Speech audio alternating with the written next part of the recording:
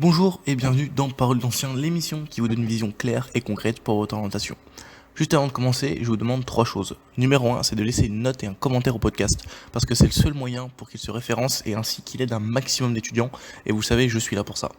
Numéro 2, c'est d'en parler à deux amis autour de vous qui pourraient être intéressés par ce concept. Et enfin, numéro 3, c'est de vous rendre sur le lien en description de l'épisode pour télécharger un extrait offert des fiches de révision et ainsi ne rien manquer des prochains contenus. Je suis aujourd'hui en compagnie de Bastien qui a choisi de poursuivre en licence 3 économie gestion parcours management général après TC. Il se trouve qu'on a eu une longue et intéressante discussion avec lui, donc c'est pour ça que l'épisode sera divisé en trois épisodes distincts. Et dans ce premier épisode, ce que tu vas découvrir, c'est les puissants conseils de Bastien pour préparer et réussir son score et message, pourquoi cultiver un esprit ouvert et discipliné qui servira au-delà du CIM et de la L3, ce que propose précisément la licence 3 économie gestion parcours management général, et si cette poursuite d'études correspond ou non à tes objectifs, et comment tu vas remercier TC, quel que soit ce que tu veux faire grâce à ton profil caméléon, tellement cette formation apporte un socle solide et varié. Sans plus de transition, je vous laisse avec ma conversation avec Bastien. Salut Bastien et bienvenue dans Parole d'Ancien. Salut Nico, merci. Écoute, c'est un plaisir de t'accueillir aujourd'hui parce que finalement on est un petit peu voisins parce que on va le voir par la suite, mais toi c'est vrai que tu es en licence éco-gestion également. La première question que je pose à tous les invités, c'est en quelle année est-ce que tu as fait TC? Alors, moi j'étais en TC de 2018 à 2020, donc pendant 2 ans, j'ai fait le cursus classique et je l'ai fait à Lyon 1, à l'IUT à Villeurbanne, donc au sein de l'université Claude Bernard Lyon 1. Ok, et alors maintenant qu'est-ce que tu fais? Alors, j'ai fait une licence 3 économie-gestion, parcours management général, c'est à l'IE Toulon. Alors, c'est une L3 économie-gestion, donc c'est assez général. Euh, on aborde un petit peu tout. C'est un petit peu comme en TC, c'est assez général sur les métiers de l'entreprise, les différents services. Donc, Et donc ouais, t'as dit que tu étais donc à l'IE Toulon. c'est ça, lié à tout. Ok, donc ce qui implique que tu as passé le CIM, donc tu as préparé le CIM et tu t'es rendu à l'examen. Et donc est-ce que tu peux nous parler un petit peu de ces deux phases, à savoir préparation et après au niveau de l'examen? En gros, c'était en 2020, donc bon, si jamais on nous regarde dans plusieurs années, il y a eu le confinement en 2020, ce qui fait que le score IAE message n'a pas été nécessaire absolument pour entrer dans les IAE en 2020. Attention, en 2020, c'est-à-dire passer votre score IAE, c'est très important. Et surtout, préparez-vous. Donc, moi, je l'ai quand même passé parce qu'il est valable 3 ans et puis ça sert et c'est assez une marque de reconnaissance, c'est un score quoi. Donc, pour ce qui est de la préparation, je me suis préparé allez, plusieurs mois à l'avance, facile, 4-5 mois à l'avance. Et c'est quelque chose d'important. Si je peux donner un conseil, préparez 1 an à l'avance. Déjà parce que l'actualité, enfin la culture G, il faut suivre l'actualité pendant 1 an. Donc ça se prépare pas à 5 mois à l'avance. Limite, on peut préparer les autres épreuves, oui, quelques mois à l'avance, mais dans l'idéal, faut vraiment, c'est un score, ça se prépare vraiment 1 an à l'avance, tout au long d'une année. En général, nous, quand on a fait TC, Nico et moi, on avait une matière, c'est spécial logique numérique et mathématiques, bah, ça prépare complètement à un des 4 modules du score. Ok, et ben justement, je voulais rebondir là-dessus parce que je me souviens qu'on avait eu des cours effectivement de préparation. Euh, et euh, et c'est vrai que dans les autres universités, il y a peut-être pas forcément pour les TC ces cours-là. Donc toi, qu'est-ce que tu conseillerais à quelqu'un qui veut passer le CIM et dont l'IUT ne fournit pas forcément des cours de culture G ou de maths, etc. Quelles ressources tu conseillerais? Alors, ça va être bien évidemment tout ce qui est les annales. De manière générale, c'est s'informer sur le score, bien sûr. Faut pas y aller à l'aveugle parce que j'ai connu des gens qui, enfin, que ce soit le score ou d'autres, enfin, IAE message ou d'autres scores qui allaient un petit peu à l'improviste, mais il faut vraiment pas faire ça parce que je l'ai vu, ça s'est répercuté sur leur score. Donc, faut le préparer, mais il faut surtout savoir à quoi on a affaire. Donc, se renseigner dessus sur les différentes épreuves, ne serait-ce que le nombre de questions, ça c'est des choses que pas tout le monde connaît. Mais surtout, ça va être avoir une idée du type de questions qu'on peut poser via les années précédentes, quelles questions ont été posées, voilà. Après, il y a des sites qui proposent des entraînements, enfin, ne serait-ce que poser des questions. Moi, j'ai utilisé pas mal iLearning C'est pour le score, mais aussi pour le Taj-Mahal, ce genre de choses. Je l'ai fait un petit peu pendant les cours en amphi, j'avoue, mais c'était quand même plus intéressant à ne pas faire, bien sûr. Il faut faire ça le soir, chez soi, pendant les week-ends. Euh, donc j'ai utilisé ce site. Après, bon, il est gratuit. Là, l'avantage d'être gratuit. Moi, je voulais vraiment pas mettre des ronds là-dedans, mais après, c'est possible d'acheter des livres spéci- spécialisés là-dedans. Et je pense que c'est ce qui forme le plus. Mais par contre, si vous achetez ça, faut très très clairement le rentabiliser entre guillemets. Enfin, c'est un investissement en quelque sorte, mais en le lisant, en vous mettant vraiment chaque jour, parce que c'est un suivi quotidien là encore. Mettez-vous 1 heure le soir, quoi. Je sais pas, avant votre bouffe, après la bouffe, enfin n'importe quoi. Mais en gros, ça va être les ressources, ça va être soit, enfin ça va pas être soit, ça va être les annales, ça va être les livres qui peuvent vous entraîner là-dedans. Il y en a plein qui existent là encore. Pour le français, par exemple, ressortir des cours de, je sais pas, de collège, parce que c'est tout con, mais un COD, un COI, maintenant, je saurais pas dire ce que c'est, tu vois.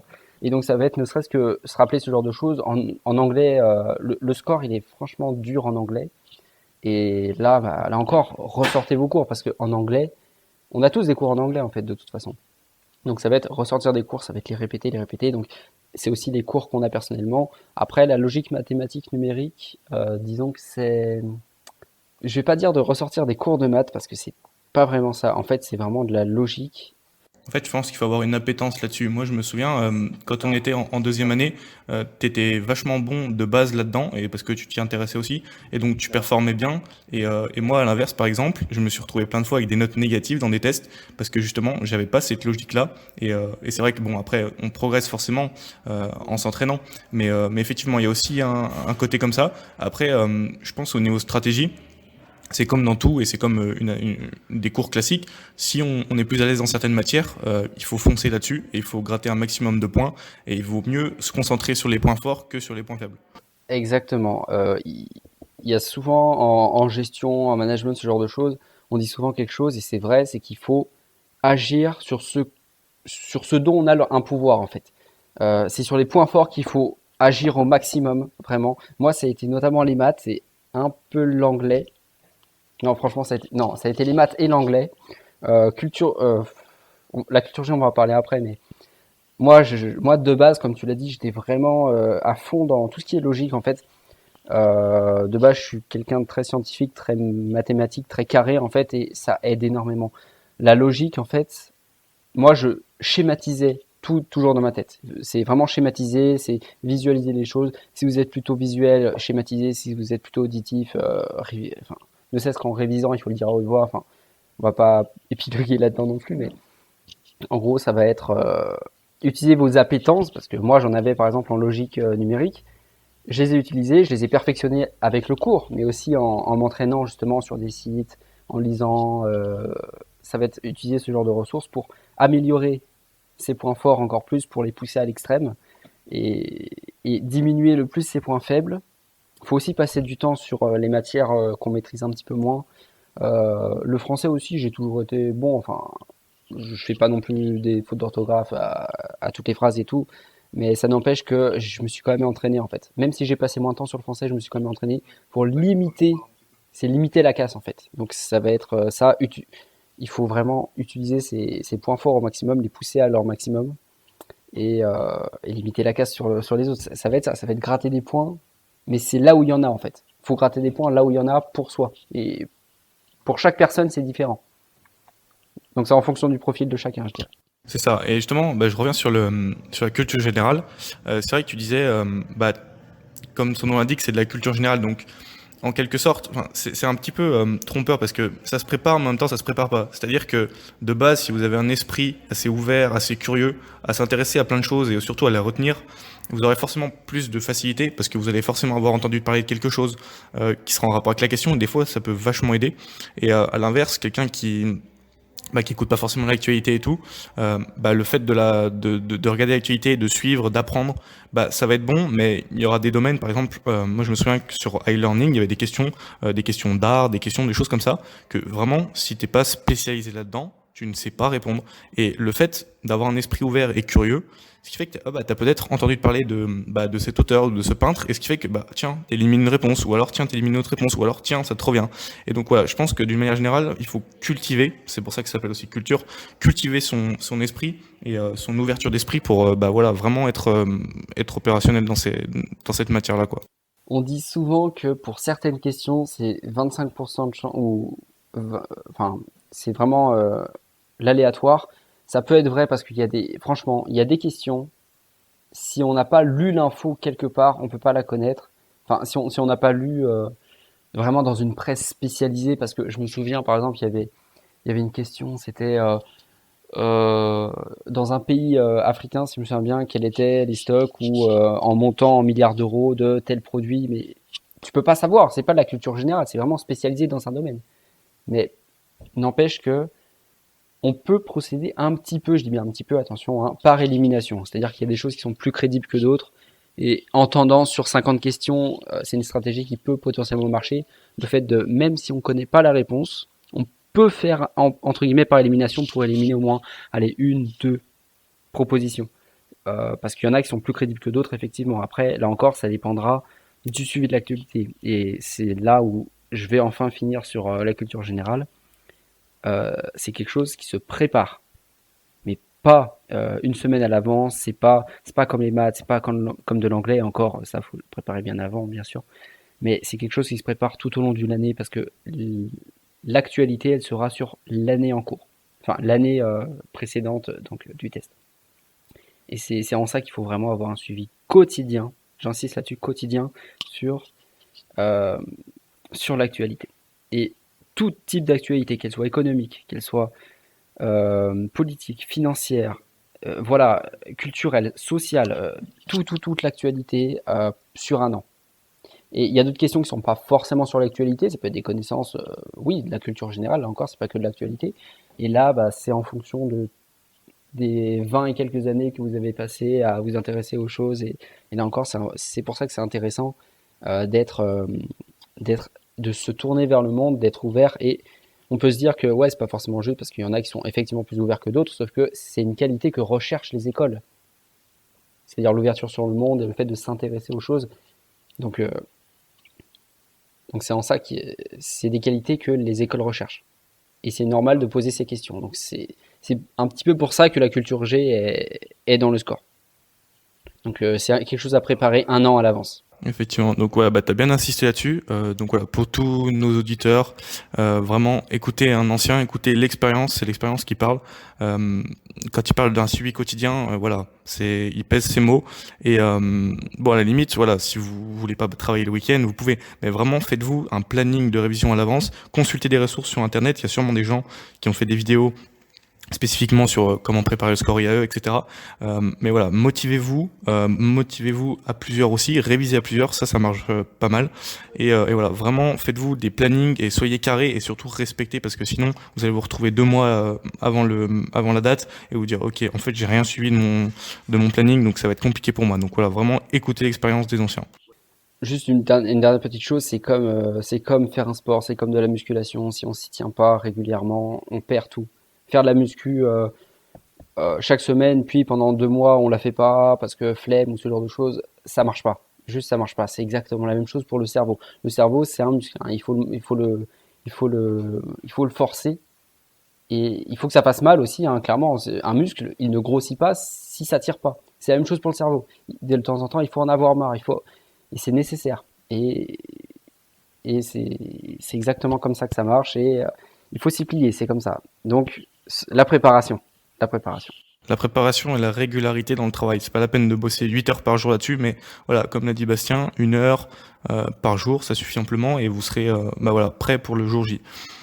Ok, et parfait. Je te propose de repasser sur ta licence éco-gestion. Donc, est-ce que tu peux nous parler un peu des matières qui sont abordées? Tu peux nous donner des noms, tu peux nous dire un petit peu ce qu'on y fait là-dedans? Mhm. Alors, bien évidemment, les éco-gestions à travers toutes les écoles de la France, elles changent. Bien évidemment qu'elles changent, tout comme les masters dans les IE, dans les écoles de commerce, changent. Même si c'est les mêmes structures, même si c'est du public, même si c'est du privé, enfin, ça change. Donc, il n'y aura pas forcément le même programme à l'IE de, je sais pas, de Caen, de Paris, de n'importe où. Donc, moi, c'était une licence économie-gestion, parcours management général. Donc, rien que le titre, ça annonce la couleur, c'est général. Donc, il y aura plus ou moins l'entreprise dans son ensemble qui va être abordée. C'est un petit peu comme TC. Souvent, je vais souvent dire la phrase, mais ça va être un récap de TC, un petit peu, enfin TC, GEA, tous ces DUT. Au final, chacun sont un petit peu spécialisés, mais ils sont pas tellement différents que ça. En tout cas, de ce que j'en ai entendu parler, enfin, notamment sur GEA ou GACO par exemple, ils sont pas non plus si différents. C'est l'entreprise. Ça reste le sujet, c'est l'entreprise, les métiers de l'entreprise. Donc, les matières qui ont été abordées, c'est bon, introduction à la comptabilité. Oui, une introduction en L3 parce qu'on reprend. Parce que tout le monde ne vient pas du même horizon. Moi, j'étais en TC, il y avait des gens qui étaient en GEA, il y avait des gens qui venaient de L1, L1, L2 de la licence à l'IE. Donc, on vient tous d'horizons différents et c'est normal de centraliser ça au bout d'un moment. Donc, il y avait introduction à la comptabilité, il y avait du marketing, mais une matière de marketing. C'est pas comme nous en TC, on a eu marketing opérationnel, on en a eu à foison du marketing. Mais là, il y a une matière de marketing, c'est vraiment pour présenter globalement le marketing sans aller dans les détails. Sinon, il y a eu bien évidemment tout ce qui est structure et organisation. On a eu théorie des organisations, ça, je pense qu'on en a un petit peu partout. On a eu de la GRH aussi, mais on a aussi, enfin, c'était assez général là encore. C'est pas tellement centré sur la RH, ça reste très général. On a eu aussi pas mal de cours sur. Alors, je confonds un peu semestre 1 et semestre 2, mais on a eu aussi des cours sur la gestion de, comment dire, psychologique, la RSE, ce genre de choses dans une entreprise. Donc RSE, responsabilité sociale et des entreprises, bien sûr. Et environnemental. Environnementale, excuse-moi. C'est dimanche soir. Du coup, donc sur la RSE, QTE aussi, qualité du travail aussi, QTE. Donc ça va être ces notions-là aussi de responsabilité des entreprises envers l'environnement, envers la société dans son ensemble, envers ses employés. On a eu ça. On a eu bien évidemment du contrôle de gestion. Donc y a ce côté-là aussi, le contrôle de gestion. Euh, qu'est-ce que j'ai oublié? Est-ce que tu as eu des maths, du droit, de l'anglais, je pense forcément? Alors bon, l'anglais bien évidemment, évidemment. Le droit, voilà, le droit, j'en ai eu qu'au deuxième semestre, mais ça a été droit social. Donc droit social, c'est droit du travail, hein. Ça a été du droit global, hein, en général. Donc les notions du droit, comment on fait une méthodologie dans le domaine. Ça va être des mises en situation, hein, droit social, droit de l'entreprise aussi. Donc les différentes entreprises, la législation sur elles, tout ce genre de choses. Et sinon, et analyse financière aussi, bien sûr. On a eu, ça c'était au deuxième semestre, donc d'abord introduction à la comptabilité, contrôle de gestion, et puis après on a fait de l'analyse financière. C'était un petit peu comme ce qu'on a fait en TC, hein, franchement pas non plus des choses nouvelles. Moi j'ai surtout vécu la L3 comme le fait de rassembler des horizons différents en fait, autour de mêmes concepts, de mêmes matières. Donc D'accord. Ouais, c'est intéressant. ça, oui, vraiment ça a été ça. J'ai appris moins, alors j'ai appris moins de choses en TC, notamment parce que ça a duré qu'un an au lieu de deux, mais aussi parce que les choses qu'on a abordées, ok, il y en avait des nouvelles, bien évidemment. On apprend toujours des choses différentes, hein. Il n'y a jamais rien à apprendre, mais ça a été quand même en partie du récap, notamment introduction à la comptabilité, parce qu'il y en avait qui n'avaient pas fait de comptabilité, ou de droit même, hein. Nous, on avait fait de droit, mais il y en avait qui n'avaient pas fait de droit, donc c'est normal. Au bout d'un moment, c'est normal qu'on rééquilibre les niveaux de chacun.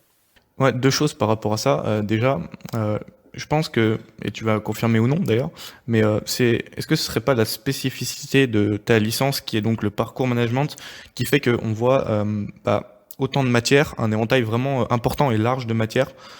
Est-ce que du fait que tu as une spécialisation dès la L3? Ça reste une L3, je pense, qui a été conçue pour préparer au master de l'IAE où j'étais, c'est-à-dire l'IAE Toulon. Parce que là encore, chaque master, chaque IAE, chaque école a ses propres masters, ses L3 et forcément que les L3 préparent un peu plus à leur master qu'au master des autres. Même si bien évidemment, on peut aller dans n'importe quel master avec la L3, hein, bien sûr. Mais comme je l'avais dit, c'est du master parcours management général. Parce qu'il y a trois masters, excuse-moi, L3. Il y a trois masters à l'IAE Toulon. C'est master finance, master marketing et master management. Donc, on peut franchement aller dans les trois avec ma licence. Parce que c'est une licence éco-gestion. Là encore, c'est général. On se ferme pas de porte, en fait. Très clairement, avec une L3 éco-gestion. Après, moi, je sais que j'ai envie d'aller dans un autre IAE, dans une autre ville de France, mais c'est tout à fait possible de continuer dans la même école. C'est même plutôt préférable parce qu'on a les mêmes profs. Enfin, après, là encore, ça dépend si on aime les profs ou pas, mais je pense que la décision, bon, les gens qui nous écoutent, ils sont en TC, mais la décision d'aller en master, c'est-à-dire après une L3, c'est fonction de plein de choses, de soi, de ce qu'on veut faire plus tard, bien évidemment, mais aussi des profs, enfin, des profs. Ça va plus être en fonction de la ville, en fait, parce que les profs, on peut avoir une très bonne impression avec eux en L3 ou une mauvaise impression. C'est pour ça qu'on va pouvoir aller peut-être autre part, mais ça, c'est vraiment très personnel. C'est pour ça que c'est important pour moi de parler vraiment aux profs, aux enseignants, aux intervenants, parce qu'il y a des intervenants qui bossent en entreprise à côté, bien évidemment. Ça va être parler à ces personnes pour essayer de les appréhender, parce que si vous continuez sur un master, après vous continuez 2 ans avec eux. Donc il faut vraiment se sentir bien avec ces personnes. Je pense que c'est quelque chose d'important. Voilà. Mais là, je dérive un petit peu par rapport à la L3, donc je te laisse poser une question. C'est intéressant tout ce que tu as dit, Bastien. J'aimerais vraiment revenir sur 3 choses. La première, c'est quand tu dis que c'est un peu le récap de TC. C'est vraiment un point qui est intéressant parce que effectivement, quand on est en TC, on voit de tout. On voit de la compta, on voit du droit, on voit de la vente.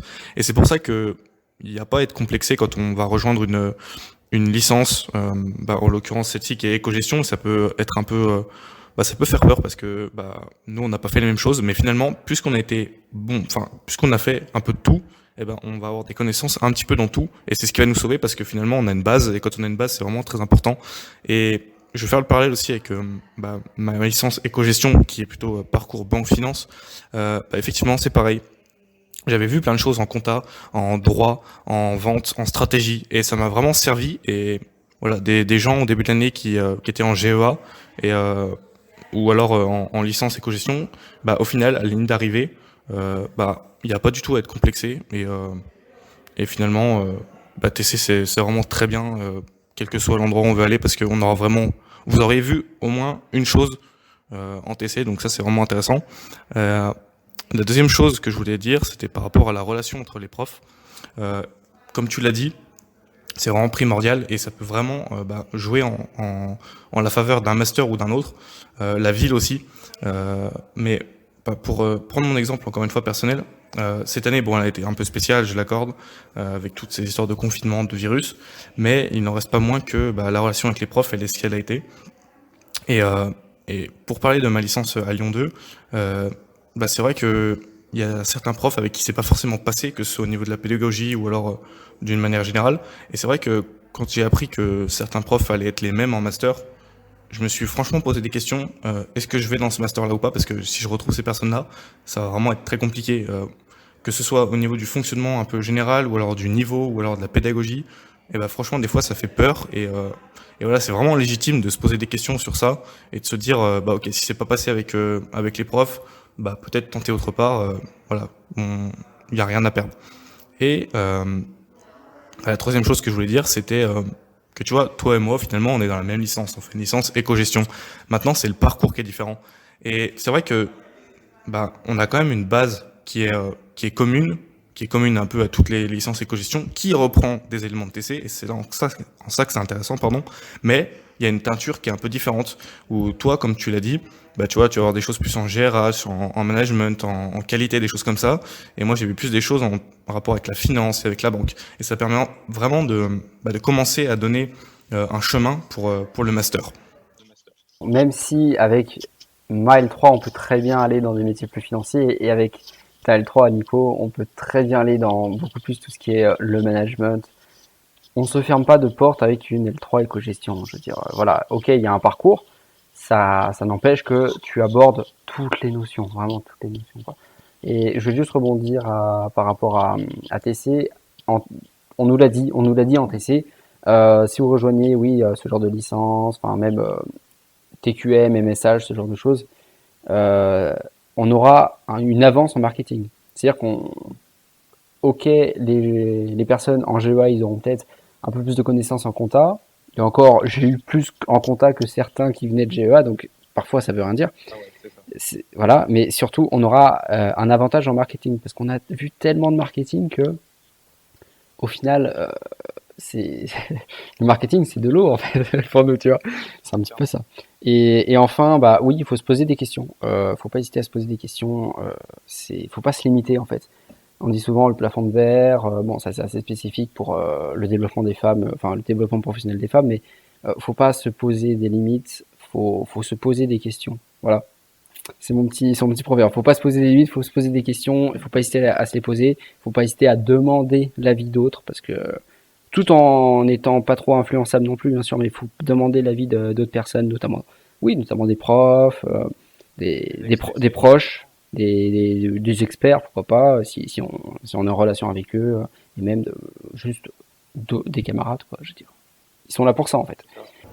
Donc ouais, t'as totalement raison parce que c'est vrai que en fait les barrières qu'on se met mentalement de se dire ah ouais mais moi j'ai fait ci, je vais pas pouvoir faire ça, en fait c'est juste une construction mentale et on peut très bien mettre de la dynamite devant et tout faire sauter et se dire ok yallah on y va tu vois et c'est vrai que en fait les personnes qui ont soi-disant un avantage sur moi parce que ils auront fait ci ou elles viennent de là, en fait non c'est des personnes comme toi qui ont deux bras, deux jambes, euh, donc voilà faut vraiment voir toutes les opportunités et pas se brider en quoi que ce soit parce que c'est seulement une construction mentale et le problème de ça c'est de se dire ok moi si je pense ça en fait on va partir du postulat que ce qu'on vient de se dire est vrai et donc on va agir en conséquence et on va réfléchir en conséquence. En fait il faut revenir à la base et déconstruire ça et se dire ok tout est possible et si tout est possible j'ai le choix entre guillemets.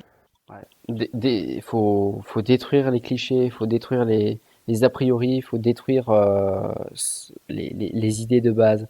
Ça, c'est à jeter, c'est toxique. Donc, t'as totalement raison là encore.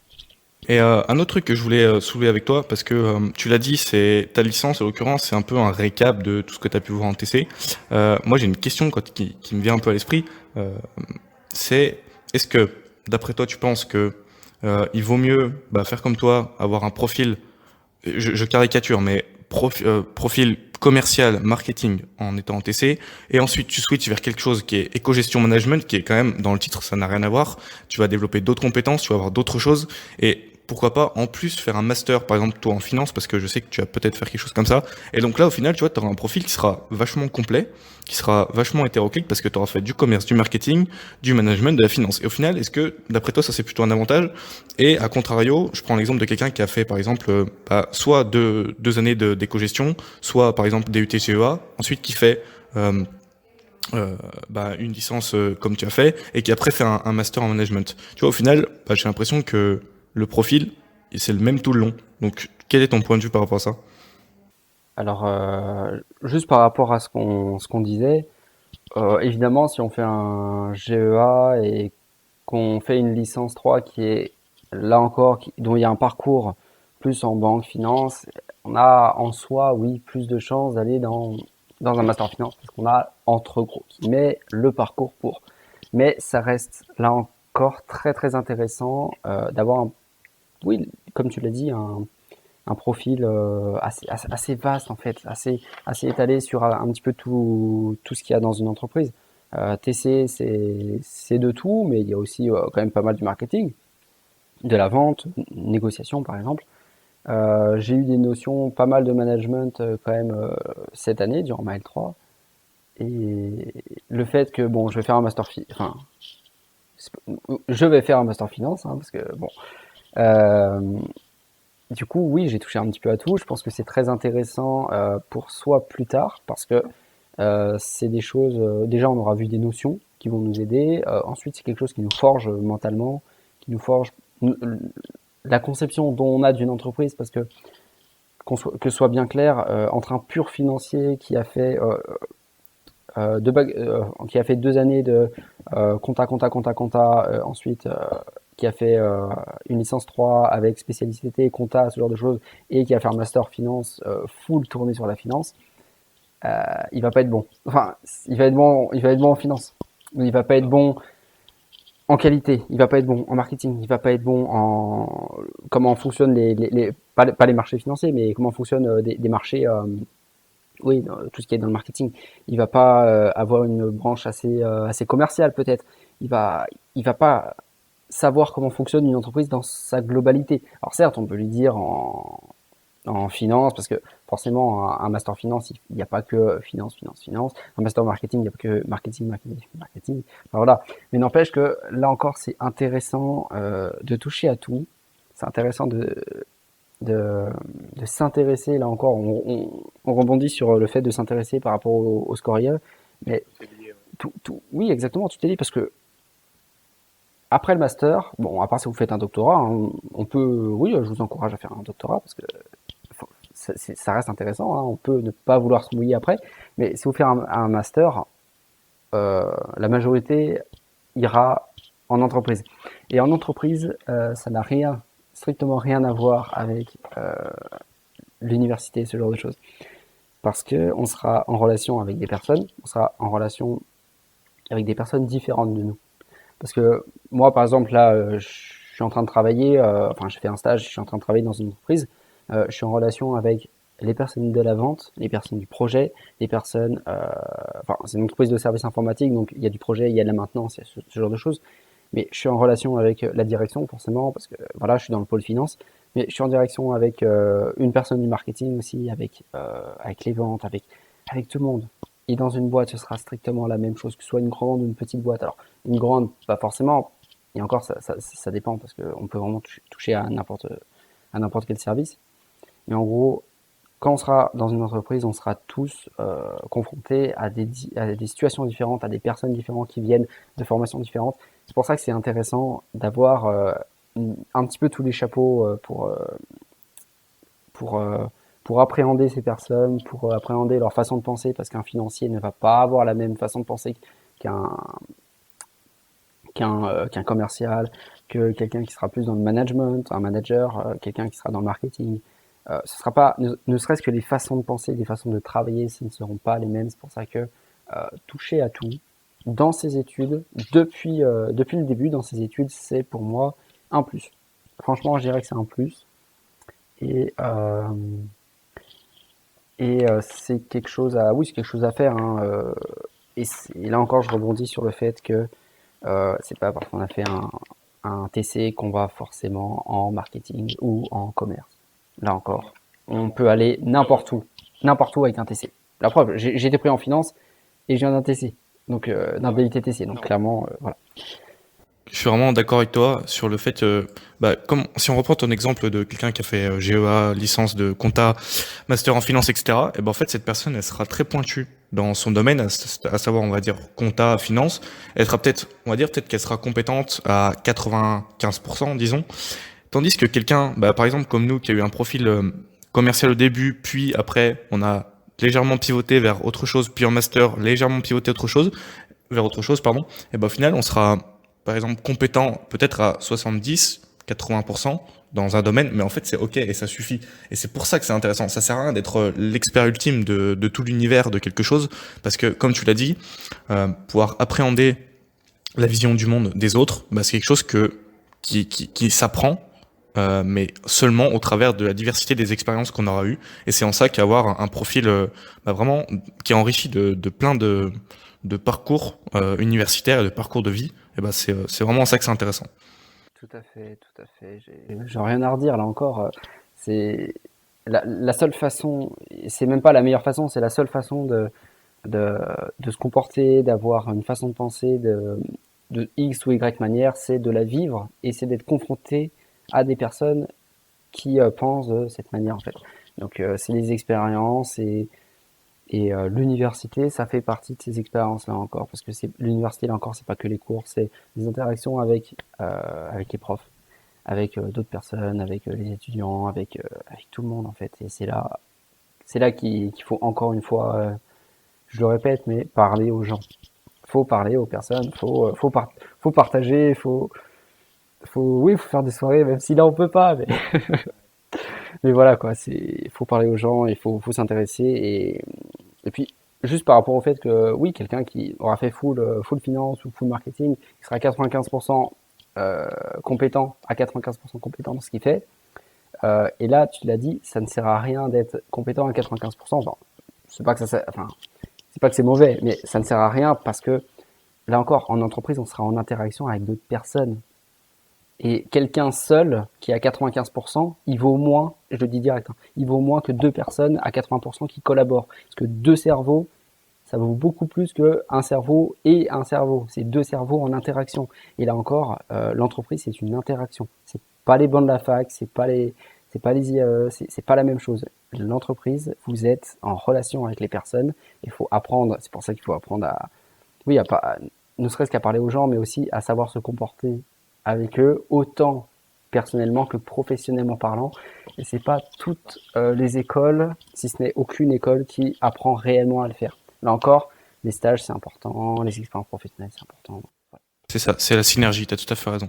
Et la synergie, exactement. C'est le maître mot de l'entreprise, la synergie. Merci d'avoir été jusqu'au bout de cet épisode, j'espère qu'il vous a plu. Si c'est le cas, vous pouvez me laisser une note et un commentaire. Et surtout, n'oubliez pas d'aller faire un petit tour sur le lien en description pour vraiment ne rien rater des prochains contenus. Sur ce, je vous dis à bientôt pour un prochain épisode de Paroles d'Anciens. À tantôt donc.